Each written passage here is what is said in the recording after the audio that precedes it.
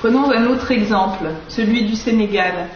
Au Sénégal, les sociétés françaises, comme la Fruitière de Marseille, dont les principaux actionnaires sont les grandes chaînes de supermarchés françaises, se font attribuer des dizaines de milliers d'hectares de terre pour des durées illimitées, avec une exemption d'impôt de 99 ans. Elles produisent des fruits et des légumes dont 98% sont exportés vers l'Europe. Traditionnellement, la terre rurale n'appartient à personne dans la plupart des pays africains. Il n'y a pas de cadastre rural. Les communautés paysannes possèdent un droit d'usufruit illimité des terres qu'elles occupent. Mais par d'obscures négociations qui se déroulent à Dakar entre l'État et les multinationales françaises et étrangères, les paysans se retrouvent dépossédés de leurs terres avec la complicité de fonctionnaires sénégalais grassement récompensés.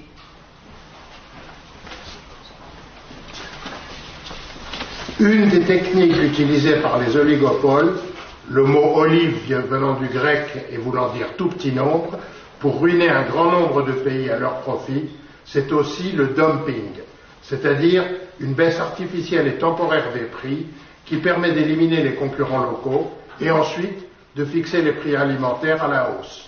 Tout ceci avec l'aide de fortes subventions de la part de l'Union européenne à nos industriels de l'agroalimentaire.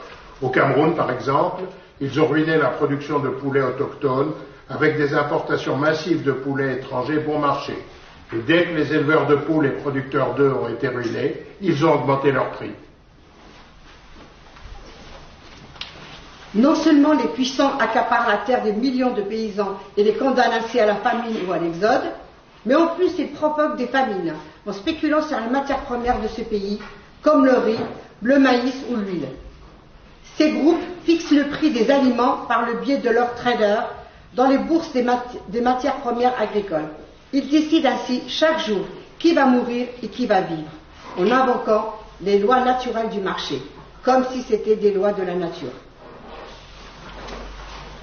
La planète croule sous les richesses. La production alimentaire n'est pas déficiente, mais des millions d'êtres humains sont acculés à la mort ou à l'émigration par la loi du profit maximum pour quelques-uns. Gandhi disait déjà « Le monde a assez pour satisfaire les besoins de tous, mais pas assez pour satisfaire la cupidité de tous ». Monsieur Macron pourrait-il introduire dans le débat public la possibilité d'interdire la spéculation sur les denrées alimentaires, ou bien est-ce, comme l'impôt sur la fortune, patouche?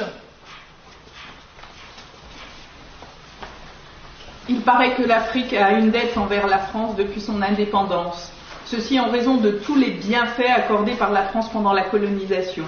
14 pays africains sont obligés de déposer plus de 60% de leurs réserves sur un compte d'opération à la Banque de France à Paris. 10 milliards d'euros bloqués qui ne peuvent pas servir au développement de ces pays. Et l'Afrique est en plus maintenue dans l'esclavage monétaire avec le franc CFA qui lui est imposé et qui vaut 650 fois moins qu'un euro. Un beau tour de passe-passe, non ? Le franc CFA est la seule monnaie héritée d'un système colonial encore en vigueur dans le monde. Les billets sont d'ailleurs imprimés dans 2 usines françaises.